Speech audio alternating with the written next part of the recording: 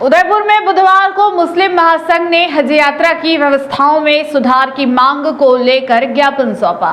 संगठन ने हज 2024 में कम आवेदन आने पर चिंता जताते हुए इसका कारण पिछली यात्रा के दौरान हाजियों को हुई परेशानियों को बताया।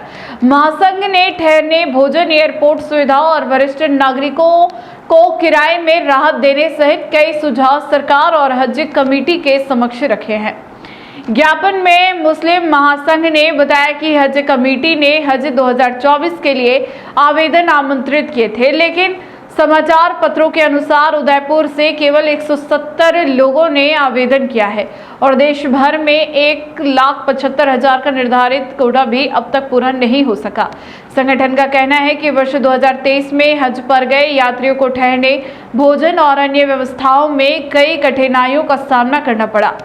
पहले हाजी अपने कमरे में स्वयं भोजन बना लेते थे, लेकिन इस व्यवस्था के बंद होने से विशेषकर बुजुर्गों को भोजन तलाशने में परेशानी हुई और स्वास्थ्य संबंधी समस्याएं भी सामने आई।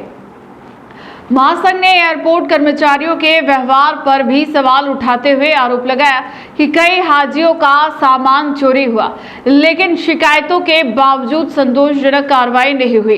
संगठन ने मांग की कि 4 बेड वाले कमरे में केवल 4, 2 बेड वाले में 2 और 6 बेड वाले कमरे में केवल 6 हाजियों को ही ठहराया जाए और अतिरिक्त बेड लगाने की व्यवस्था बंद की जाए। साथ ही 65 वर्ष से अधिक आयु के हाजियों को हवाई किराए में 50% छूट देने, हज कमेटी पर यात्रियों का विश्वास बहाल करने और सभी सुझावों पर गंभीरता से निर्णय लेने की मांग की गई।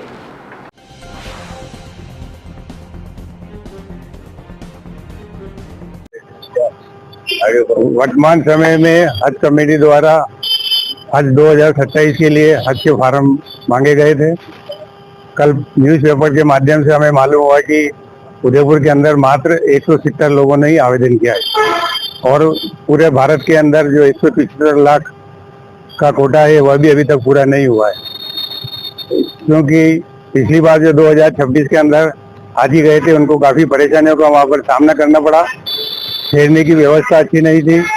हज कमेटी द्वारा जो पहले खुद हाजी अपने रूम के अंदर खाना बनाते थे, उसको बंद करने से सबको बहुत परेशानी हुई। खाना ढूंढने में, होटल ढूंढने में काफ़ी वक्त ज़ाया होता है और जो बुजुर्ग आदमी होते हैं उनका पेट की बीमारी आदि का भी सामना करना पड़ा। इसके साथ ही जब एयरपोर्ट से जाते हैं तो एयरपोर्ट के कर्मचारियों का भी उनके साथ व्यवहार अच्छा नहीं था। कई हाजियों का सामान आते वक्त भी चोरी हुआ। हज कमेटी को बार बार इंफॉर्मेशन करने के बाद भी किसी भी तरह का कोई कार्रवाई नहीं की गई और ना कोई समाधान किया गया। और हम हज कमेटी के पे यह निवेदन करना चाहते हैं मुस्लिम महासंघ की तरफ से कि जो 4 जनों का बेड होता है उसके अंदर एक बेड एक्स्ट्रा लगा देते हैं वो, तो उससे जो हाजी वहाँ पे कमरे में ठहरते हैं उससे भी उनको काफ़ी परेशानी होती है, चलने में, ठहरने में, इधर उधर हर तरह से। मतलब तो जो 4 का रूम है उसमें 4 हाजियों को ठहराए और 2 का रूम है तो 2 ठहराए और 6 का है तो 6 को ठहराए, एक्स्ट्रा बेड नहीं लगाए।